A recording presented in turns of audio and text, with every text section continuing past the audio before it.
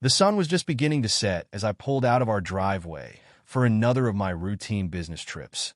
It was the familiar sequence I knew by heart. Monday through Wednesday, I'd be gone, traveling 6 hours upstate, trading the comfort of my home for 2 days of exhausting meetings and sleepless nights in hotel rooms. This rhythm was the foundation of our lives, like clockwork, steady, predictable. Claire, my wife, waved from the doorway, a soft smile on her face as I backed down the drive, and I couldn't help but think how perfectly she fit into this life we'd built. But lately, something felt off. It was subtle at first, barely enough to acknowledge, yet it gnawed at me.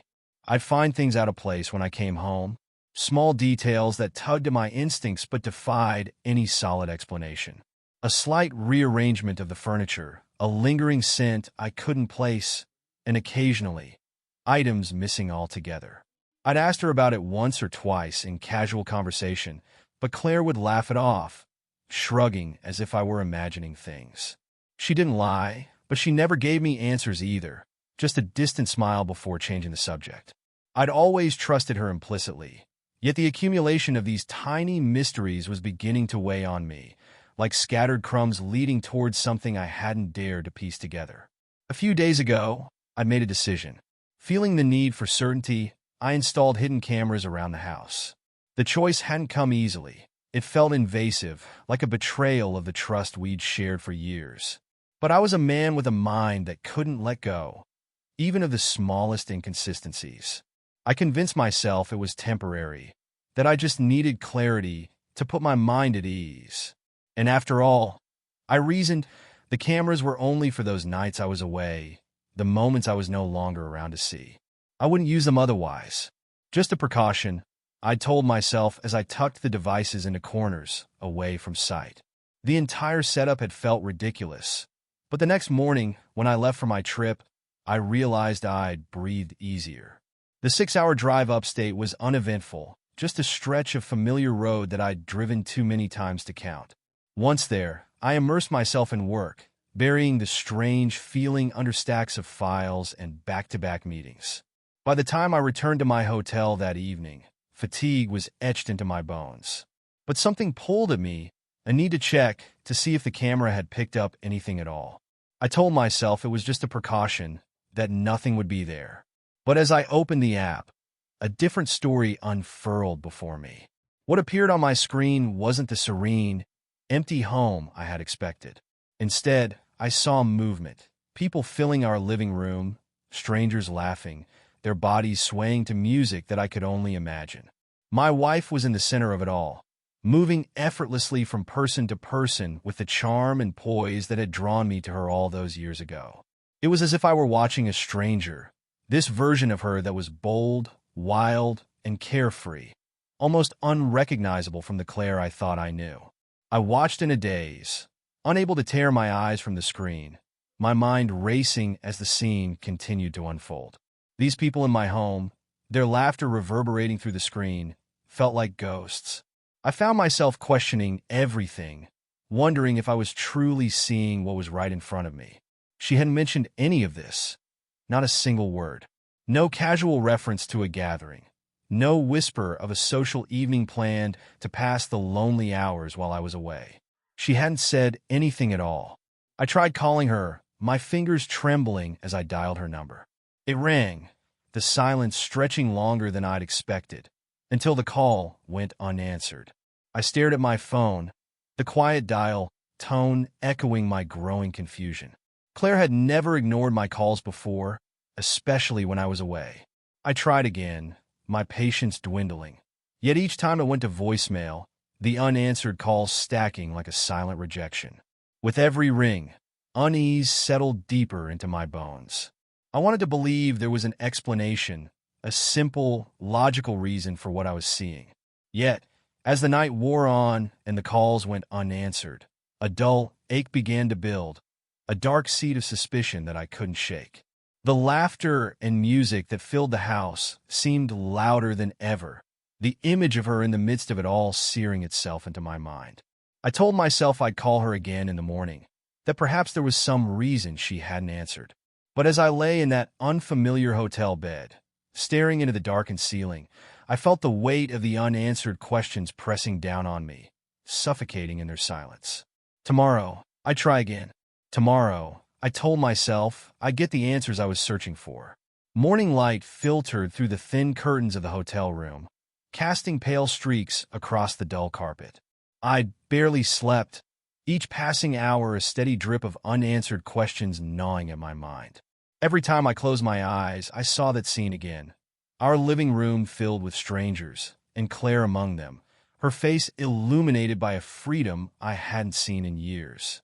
The moments I'd replayed in my mind had morphed into something dark and foreign, twisting through the memories of the woman I thought I knew. My first thought was to call her, confront her with what I'd seen, but a strange hesitancy held me back. What would I even say? Why were you hosting a party in our home without telling me? I could already hear her laugh it off, maybe make me feel ridiculous for installing cameras. And yet, beneath that hesitation was something more, a weight I couldn't identify, a dread that hinted at a larger truth I wasn't ready to face.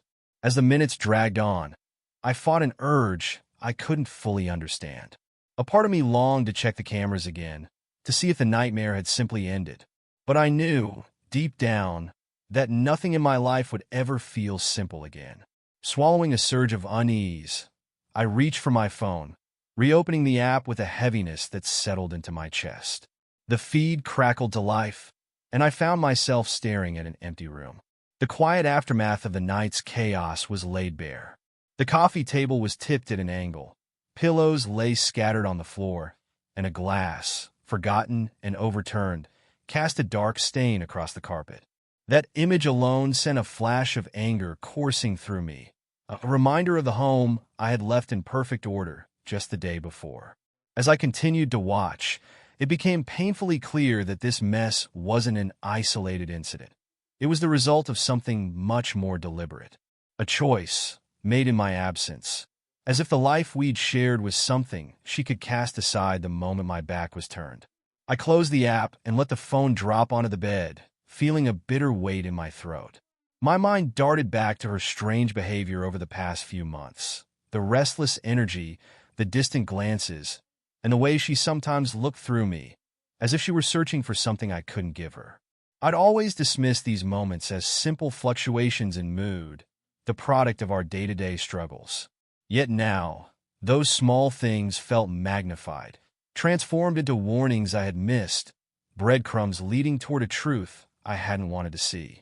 I forced myself to dial her number once more, hoping she'd finally pick up.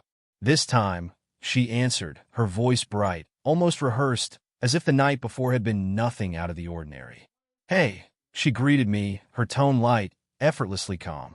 For a moment, I struggled to find my voice, hearing the rehearsed affection in hers.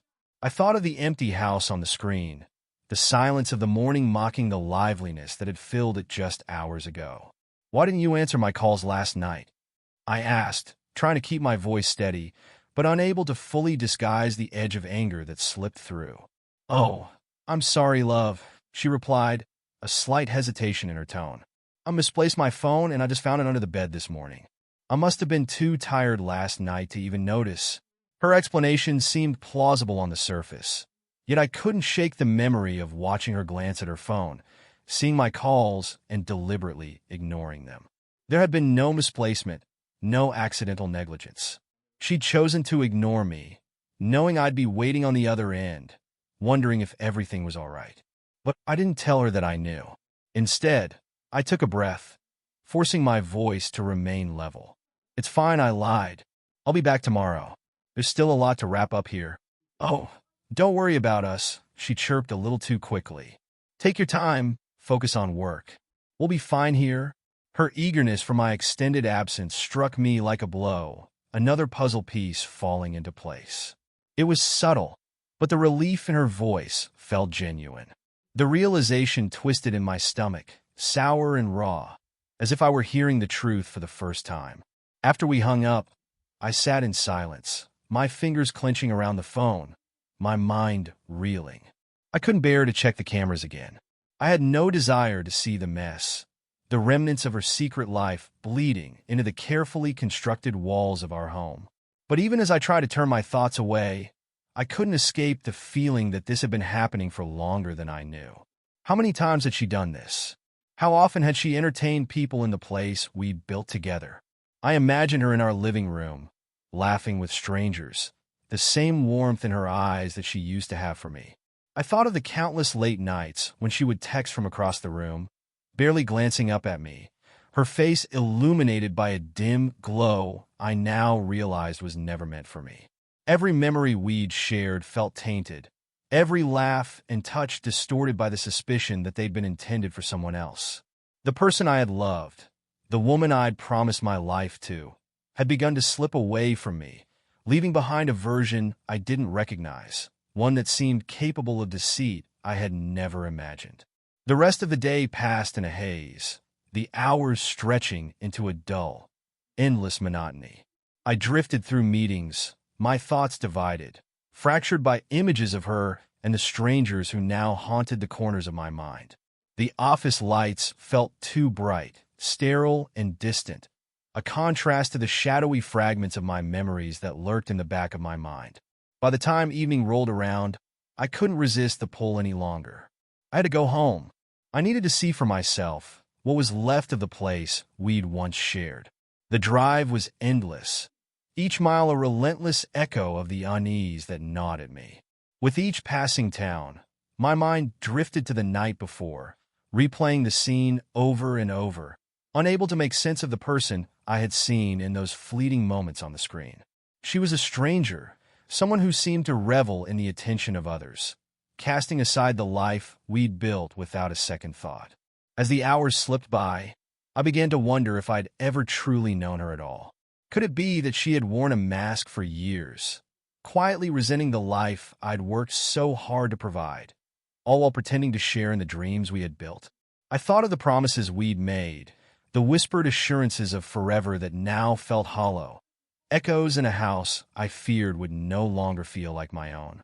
By the time I neared home, night had fallen, the streets cast in shadows as I turned onto our street. I slowed the car, my hands tightening around the wheel as I approached the house.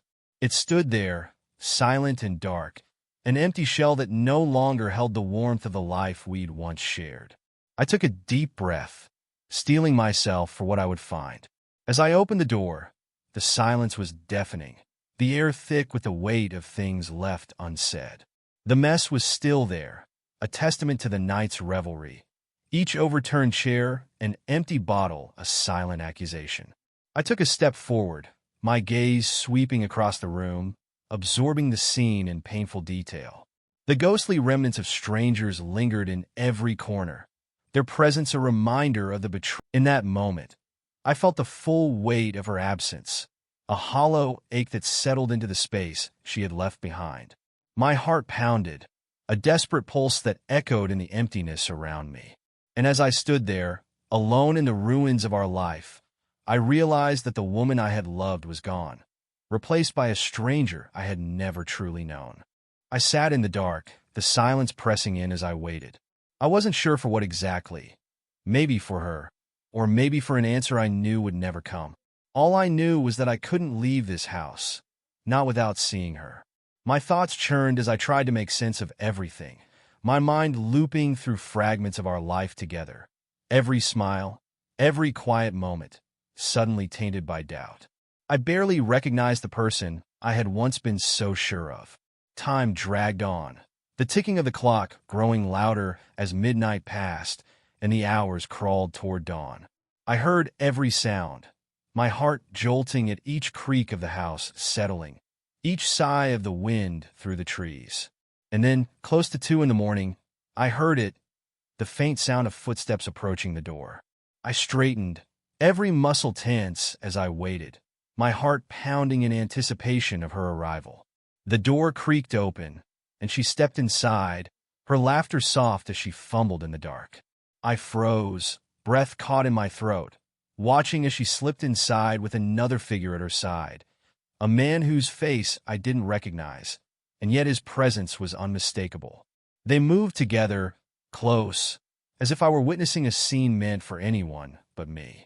The stranger's hand slid to her waist, and she leaned into him, her laughter mingling with his as they stumbled inside, oblivious to the darkness around them. It felt like I was watching a nightmare come to life, some twisted reality unfolding right before me, each moment dragging me further into a truth I hadn't wanted to believe. She hadn't seen me yet, hadn't even glanced my way as they moved deeper into the room, their bodies silhouetted in the faint glow from the streetlight outside.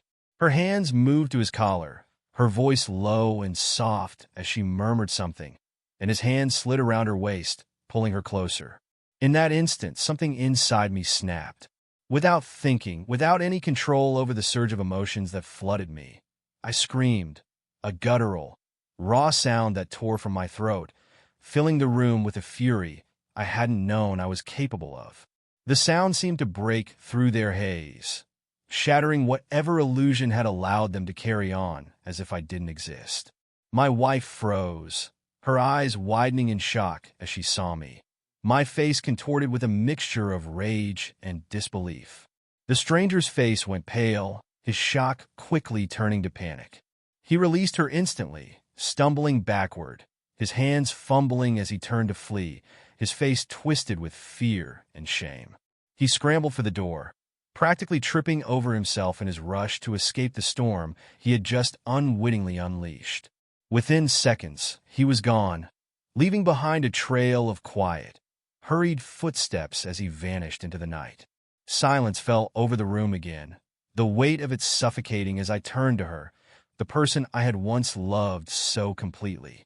My mind struggled to reconcile the woman before me with the memories we'd built together. She stood there, trembling, her face pale, her lips parted as if she were about to speak, but no words came. Her eyes met mine, filled with a mix of guilt, fear, and something else I couldn't place. Perhaps a plea, or maybe the remnants of a lie she had already started to believe. I didn't speak. I couldn't. Rage coursed through me, mingling with a heartbreak so profound that it felt like something was tearing inside me. Everything I'd tried to deny, every suspicion I had buried, lay exposed, a raw wound that refused to close. The walls around us felt like they were closing in, suffocating with the weight of all the unspoken words that hung between us. I could feel my chest heaving, each breath a struggle as I fought to keep myself from breaking entirely. She took a step forward, her mouth opening as if she was about to say something, some hollow excuse or empty apology that would only make things worse.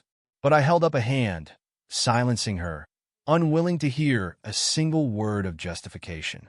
She stopped, her gaze flickering with something that resembled remorse, but even that felt hollow, a distant echo of what should have been there. Every inch of me wanted to scream, to lash out and demand an answer for what I had just witnessed, but a strange, bitter calm settled over me instead. I simply looked at her, each second stretching into eternity, each moment a silent accusation, a testament to the betrayal that had unfolded right before my eyes. The silence was unbearable, yet I clung to it, unwilling to break the fragile equilibrium that had settled between us. For a brief, surreal moment, we simply stood there, strangers in the home we'd built together, separated by an unbridgeable chasm of betrayal and heartbreak. I knew that nothing would ever be the same again, that the life I had cherished, the dreams we had shared, had been irrevocably shattered. Finally, I turned away, unable to bear the sight of her any longer. I walked toward the door, my mind numb, my heart heavy with the weight of everything I had just lost. She called after me, her voice a faint, desperate whisper, but I didn't turn back. I couldn't. Each step took me further from the life I had known, a life that now felt like an illusion. The door closed behind me, and for the first time in what felt like a lifetime, I allowed myself to breathe. In that moment, the truth settled over me, stark and unforgiving. The life I had fought so hard to build, the love I had given so freely, had all been for nothing. I didn't sleep that night. Instead, I found myself wandering the empty streets, the cold air biting into my skin as I tried to make sense of the whirlwind of emotions raging inside me. It was nearly dawn by the time I finally returned home, the faint glow of morning light casting long shadows through the windows. I felt hollow, as though I'd left some part of myself behind in those dark hours, replaced by a dull ache that pulsed with each step. The house was eerily quiet when I entered, each room filled with an uneasy stillness, as if it too had absorbed the weight of what had happened. I knew she was somewhere inside, waiting. Part of me hoped she had left, that she'd save me the agony of seeing her, but I knew better. Claire wasn't one to walk away from anything. Even now, even after everything, she'd stay and pretend that there was something left between us. I found her in the kitchen, sitting at the table, her hands clasped around a cup of coffee that had long since gone cold. She looked up as I entered, her face pale, her eyes red-rimmed and shadowed. For a moment, neither of us spoke, the silence thick with the weight of all that had been left unsaid. Her gaze flickered to mine, a silent plea in her eyes that only stirred the bitterness inside me. "So this is it," I murmured, my voice hollow, barely recognizable. "This is what you've been doing while I've been gone." She looked down, her fingers tightening around the cup, her knuckles white against the ceramic.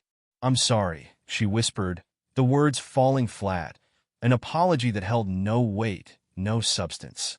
It was as if she had rehearsed it, a response that meant nothing, empty of anything real. The silence that followed stretched between us, thick with years of broken trust and betrayal. "Sorry," I echoed, the word feeling foreign on my tongue. "That's it? You're sorry?" My voice rose, the anger breaking through the numbness that had settled over me, a sharp edge of rage that cut through the stillness. I could feel it building, a dark wave that threatened to overtake me, yet I forced myself to stay grounded, to face her. She looked up, her eyes filled with tears that glistened in the morning light. "I didn't mean for it to go this far," she said softly, as though that simple statement could erase everything I'd witnessed, everything she'd done. My chest tightened, the bitter taste of betrayal sharp in my mouth. "Didn't mean for it to go this far," I repeated, the words dripping with disbelief. "So what did you mean, Claire? Did you think you'd throw parties, bring strangers into our home, and I'd just never find out? Or did you just not care?" She flinched at my words, her eyes narrowing, a flicker of anger crossing her face. "You don't understand," she snapped, her voice hardening. "I was alone, Tom. Every time you left, every time you put your job above everything else, I was here by myself trying to hold it together. Do you have any idea what that feels like?" Her words hit me like a blow, each one a twist of the knife she had already driven into my back. She spoke as if she were the victim, as if I were the one who had forced her hand, and a bitter laugh escaped me, harsh and filled with the anger I could no longer contain. "So, this is my fault?" I demanded, my voice rough. "All those nights, all those strangers in our home, that was because I was working—" "Yes," she shouted, her voice echoing through the empty kitchen. "You think I wanted this? You think I wanted to be the one sitting here, night after night, wondering when you'd come back, if you'd come back? I needed someone, Tom. I needed something."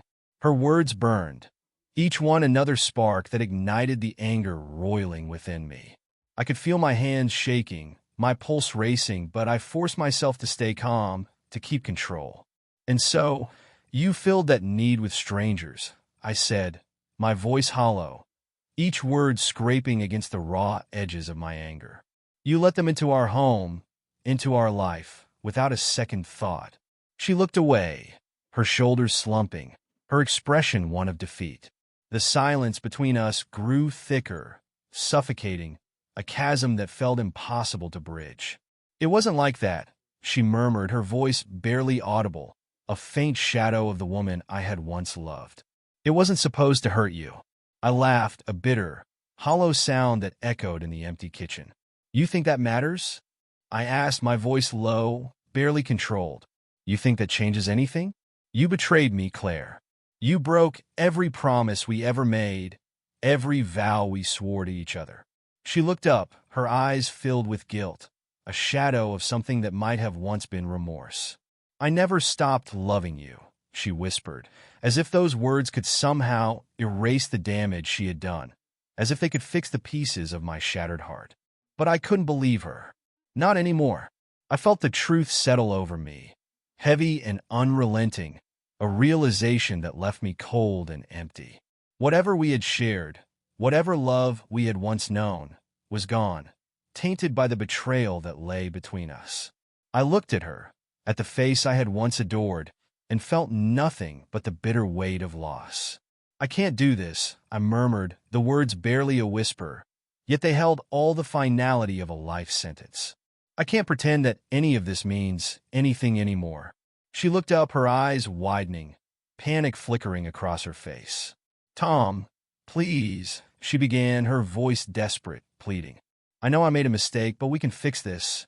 We can." But I shook my head, the decision already made, the last remnants of my hope crumbling into dust. "No," I said, my voice steady, a calmness settling over me as I faced the truth. "We can't. Whatever we had, it's gone, Claire. You made sure of that." She opened her mouth to protest, to offer some last-ditch apology, but I turned away, unable to bear the sight of her any longer. I could feel her gaze on me, her silent plea hanging in the air, but I knew that nothing she could say would change the truth. The woman I had loved, the life I had cherished, was gone, leaving only a hollow shell of the dreams we had once shared. As I left the room, I felt the weight of everything we had lost, the pieces of a life that no longer existed. The silence that followed was thick, oppressive, a reminder of the emptiness that now filled the space we had once shared. And as I walked away, I knew that nothing would end. When I walked out of the kitchen, leaving her stunned and pleading in the silence, I knew there was no turning back. It wasn't just about the betrayal or the strangers in my home.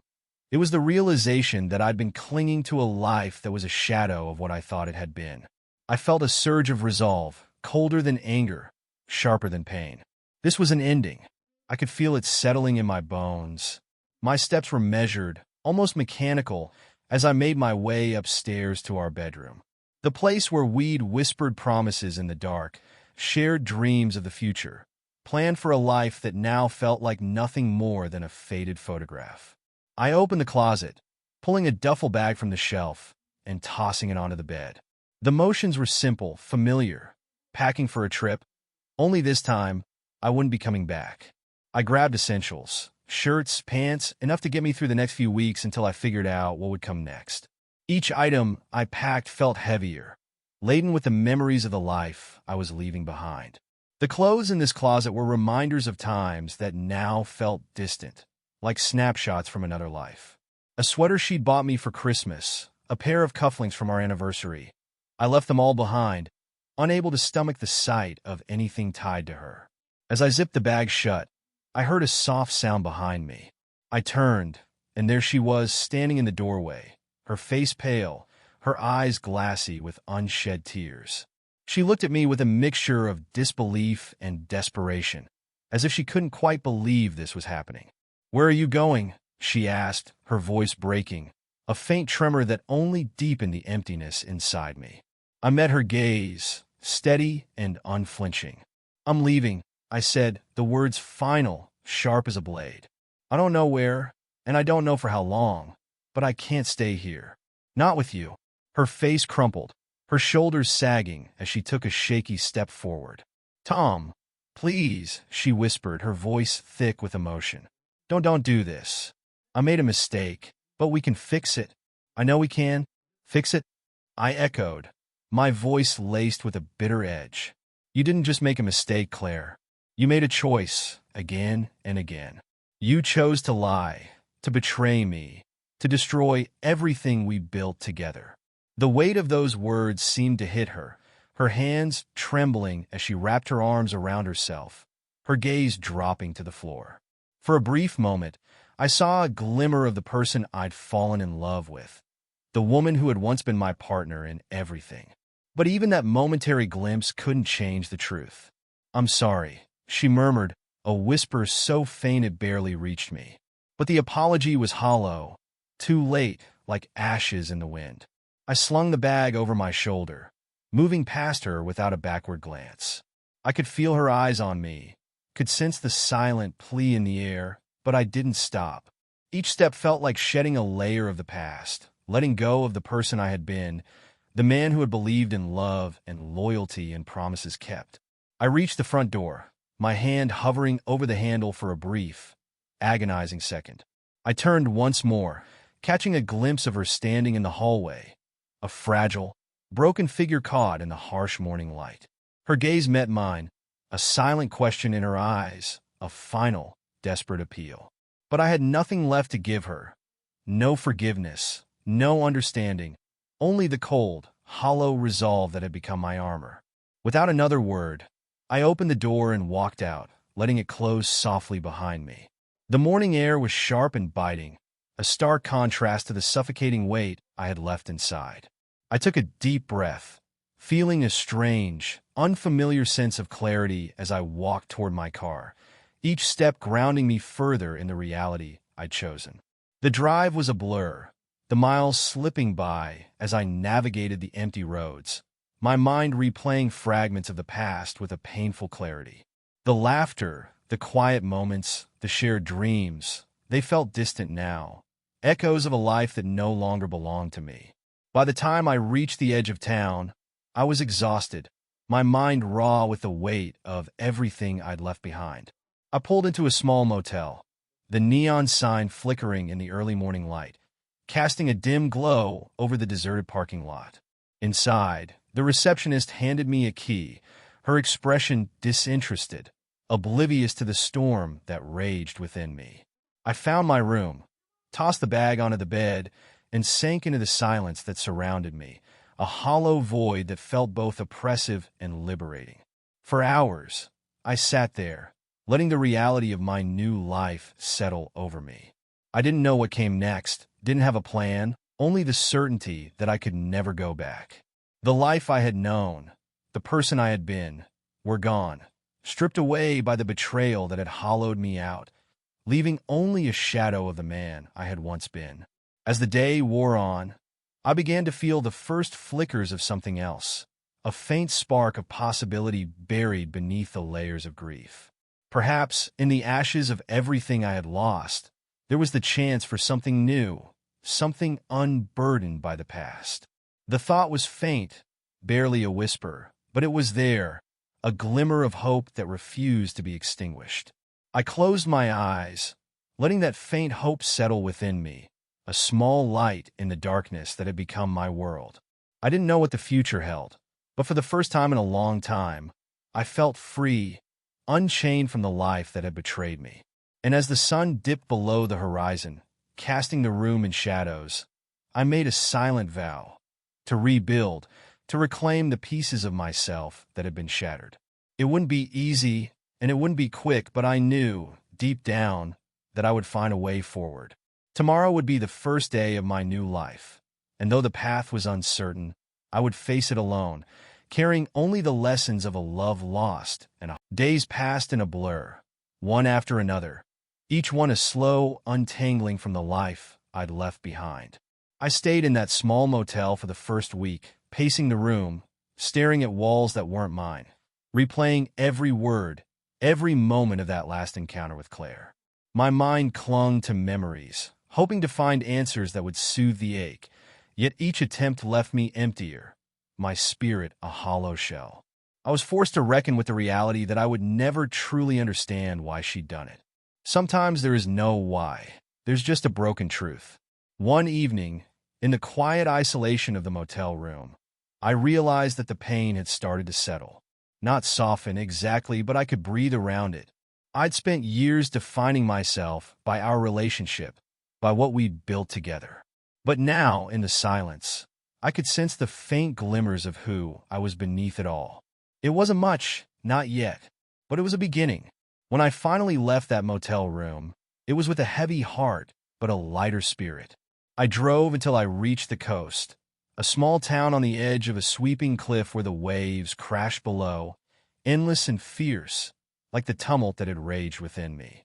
I rented a modest cabin nearby, deciding that for a while, I needed the solitude. Days became weeks, and the relentless pull of the ocean gave me a strange sense of comfort, its vastness a reminder of how small my own turmoil was against the scale of things. The world outside was still there, waiting, but I cut myself off. I ignored messages, let the phone go dark. I had no need to fill the silence. I was learning to sit with it, to allow myself to feel whatever came. One day, as I walked along the beach, I found myself reflecting not on what had happened, but on what it meant to move forward. For so long, I'd poured everything into our relationship, into the life we had built. I had sacrificed, given, hoped, and yet it hadn't been enough. But that didn't mean I was defeated. It meant that maybe there was more to discover, pieces of myself I had overlooked in my dedication to her. It was in those quiet moments by the ocean, in the raw emptiness of the early morning hours, that I began to see a way forward. Slowly, I reclaimed the pieces of my life I had left behind, small acts that didn't mean much on their own, but together began to rebuild something within me. I took up an old hobby, reading, then painting, filling the hours with colors and shapes that had no reason except to exist. I felt my anger dissolve, replaced by a fragile acceptance. Months passed, and one morning, as the sun rose over the horizon, casting the beach in a warm, amber glow, I realized I'd found peace. A strange, unexpected calm had settled over me, a sense that I'd weathered the storm. The betrayal, the pain, they were still there, embedded in my memory, but they no longer held power over me. They were just scars now, reminders of the man I'd been and the man I had become. One day, as I packed up my things, preparing to leave the cabin, I caught sight of myself in the mirror. My face looked older, perhaps a little wiser, with lines that hadn't been there before, marks of a life that had taken a different turn. And yet, as I looked into my own eyes, I felt a strange spark, a glimmer of resilience, of strength I hadn't known I possessed. I drove back to the city, the roads familiar yet different. I had changed, and so had the way I saw the world. When I finally stepped into my apartment, my own place, no longer the one we'd shared, I felt at ease. The walls were bare, the rooms empty, but it felt like a blank canvas, waiting for something new. In time, I rebuilt my life. I poured myself into my work, made new friends, surrounded myself with people who reminded me of the kindness and trust one still believed in. The lessons I'd learned were painful, etched into my bones, but they had strengthened me, taught me that I could stand on my own. I no longer defined myself by what I had lost, but by the person I was becoming, a person with scars, but also with hope. Months turned to years, and Claire became a distant memory, a figure in the past that no longer haunted me. I had forgiven her, not because she deserved it, but because I deserved peace. Forgiveness, I realized, was something I gave to myself. It was the final step in letting go, the final act in a journey that had taken me through the depths of heartbreak to a place of self-discovery. One evening, as I stood on the edge of a cliff overlooking the ocean, watching the waves crash against the rocks below, I felt a strange sense of gratitude. Not for the betrayal, not for the pain, but for the strength I'd found within myself. I'd been shattered, yes, but I'd pieced myself back together, creating a new life built on the foundation of my own resilience. And as the sun dipped below the horizon, casting the world in a soft, golden light, I felt a quiet sense of contentment settle over me. I was no longer haunted by the past, no longer defined by what had happened. I was simply myself, whole, stronger, and ready for whatever lay ahead. In the end, I hadn't just survived the storm. I had transformed, and that, I realized, was something no one could ever take from me.